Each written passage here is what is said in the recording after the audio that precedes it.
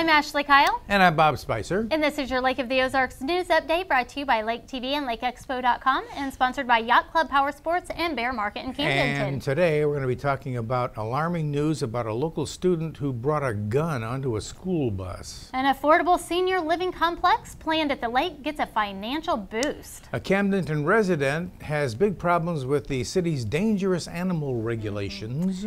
How local business owners are partnering to give kids a good night's sleep this holiday season. That sounds like a great idea. We'll check into that and a look at this year's Lake Ozark Christmas Parade and an interview with this year's Grand Marshals. Plus a look at events coming to the lake this weekend. That's after a message from Yacht Club Powersports.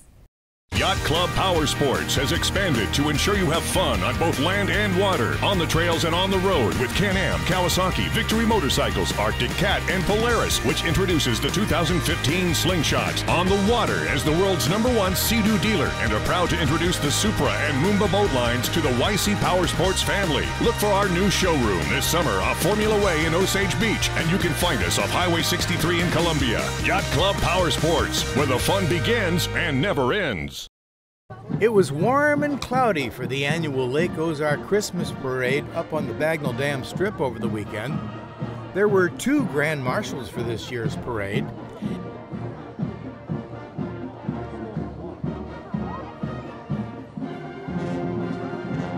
And the School of the Osage High School Marching Band gave us a little a cappella harmony. Jingle bells, jingle all the way. Oh, what fun it is to ride in a one-horse open sleigh. Hey! As parades go, this was big. Parade committee member Mike Page. The parade is in the 31st year, and it's been going around Lake Ozark from various organizations, but the BDSA took it over a few years ago, and we've been running it since then, and bringing it back more and more each year. And we had a good turnout this year, had about 35 entries, and a lot more actual vehicles than that, because a lot of entries had more than one vehicle. So we had a good long parade, had a good band, and of course Santa Claus brought up the end of the parade, and so now we're at the bonfire. Speaking of the bonfire, it went away for a while, but it's back. That event was held down in the campground below the dam. There was hot cocoa and cookies for the kids and adults, and a very long line to see Santa Claus, who we're told was delayed due to a traffic jam. Lake Ozark Mayor Johnny Franciscos. You know, this is what it's all about. It's all about the kids. Santa's going to be on his way down here. He got tied up in a little traffic jam, but he's going to be down here, and this is really great. Well, Santa did finally make it, much to the joy of the kids waiting to see him. Bob Spicer for Lake TV.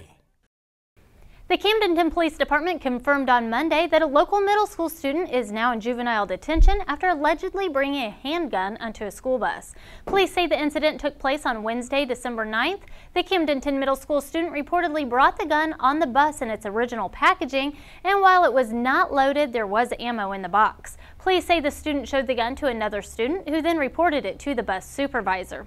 The student is facing a felony charge for the incident, and Superintendent Tim Hatfield says he won't be allowed back at school for at least a year. The Gravois Fire Protection District is asking the community for their ideas on how the department should grow. Residents will be able to serve on a citizens committee to explore issues regarding the future growth and needs of the district. Fire Chief Ed Hancock says they're looking for 2 people to represent each of the 7 firehouses. If you're interested in joining the committee, contact the Gravois Fire Protection District headquarters. They'll give you some more information. Lake Ozark made more progress toward affordable housing for seniors last week. Fishhaven Estates, which sits at South Fishhaven Road and Forest Hills Drive, got the support of the Missouri Housing Development Commission and its low-income tax credits. The first phase of Fishhaven was recently completed. It includes 2- and 3-bedroom apartments for low and moderate income families, along with a community building. The second phase of the project will include a 3-story affordable senior living complex with mostly 2-bedroom apartments. The project's developer, Pete Ramsell, hopes to start construction in late spring or early summer and to have the entire project completed by 2017. A city resident who pushed back against Camdenton's rules about potentially dangerous dogs is taking the issue to court. A police officer who visited Tim O'Donnell's home a few months ago said one of his dogs was potentially dangerous. Back in November, O'Donnell asked Camdenton's Board of Aldermen to grant a second hearing with the Animal Control Board of Appeals to reverse the city's designation, but the board declined. O'Donnell now plans to recruit several specialists to appear in circuit court to verify that his dog does not match the characteristics of a potentially dangerous dog. He has been granted permission to keep a second dog by the Animal Control Board of Appeals, but O'Donnell says that he'll continue to pursue the reversal because he's concerned about the costs to comply with the city's requirements for this type of dog and because of neighbors' perceptions about their safety. The city of Lake Ozark saw a successful budget for 2015. Last week at a board meeting, officials announced that revenue from sales taxes were about $17,000 higher than they expected. This year, the city was able to pay cash for 2 police vehicles and still put money into the city's emergency reserves. City Administrator Dave Van Dee said that all the city's major funds would be back in the black this year. Gravois Mills trustees up for re-election are not facing any competition so far. Board members Bob Swengrosh, Michael Hudgkins, and Bobby Newkirk's seats are expiring next year.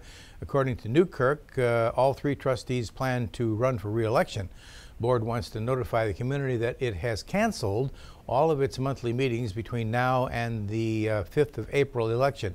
Anybody interested in running for one of these positions, however, has until January 19th to file at the Gravois Mills City Hall.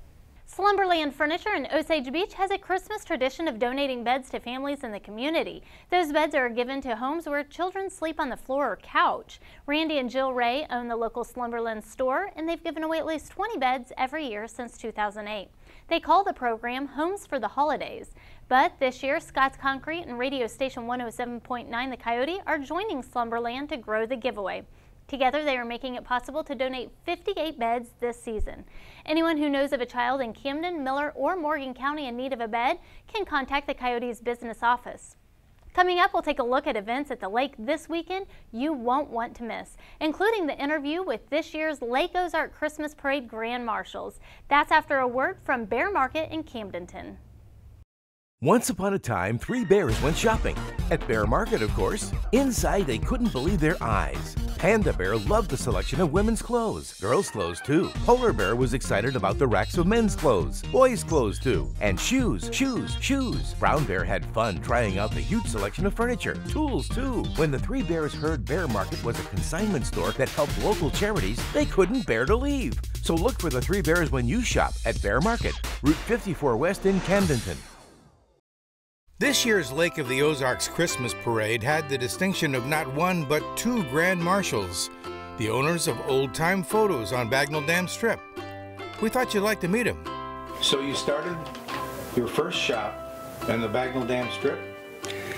We started right where the haunted house used to be just last year, next to the Casablanca. And what about this building? This building was built in 1947. It was built to house a restaurant and a gift store. And you moved in when?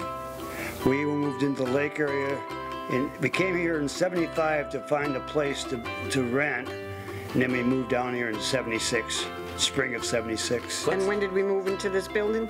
This building we moved into 1990. Let's talk a little bit about the Old Time Photo Shop itself. How many backdrops do you have? And name a couple of them for me. In this building, we probably got about 10. We could do a bathtub scene or a schoolroom, a couple hillbilly things, which we do a lot of hillbilly. Then a proper scene for proper Victorians. We can do a 20s gangster scene. The saloon, cowboy. We're in the parlor scene right now. This is one of the parlors. We have 2 parlors. Okay. How did you manage to collect all these costumes, and how many costumes do you think you have? We started making costumes and collecting them like in '76, where you could still buy vintage 20s costumes that were in good shape.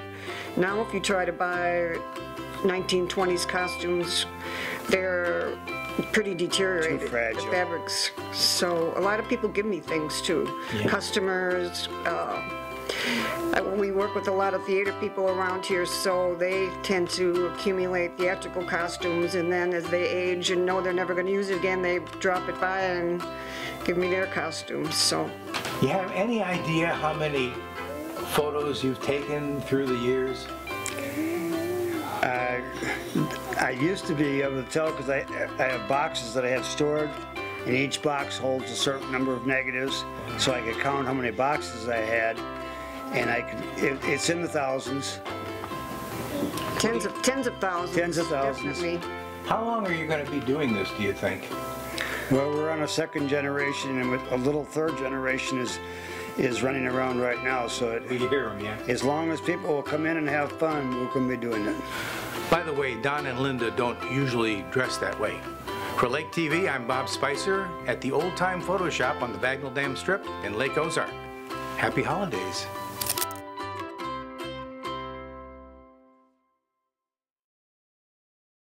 Casa de Loco Wineries hosting a wine tasting and pairing dinner. That's on Wednesday at 7 p.m. Reservations are required.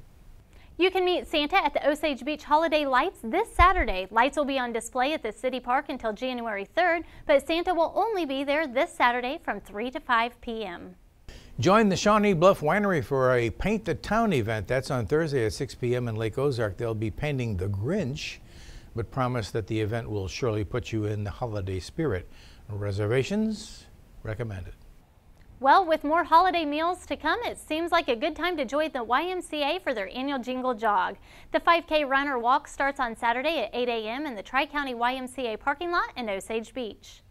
Old Kinderhook has opened their Christmas Village and ice rink. Every weekend until Christmas, you can enjoy the lake's only outdoor ice rink, along with s'mores around the fire pit. Christmas caroling, gingerbread house making, and lots more is going on down at Old Kinderhook.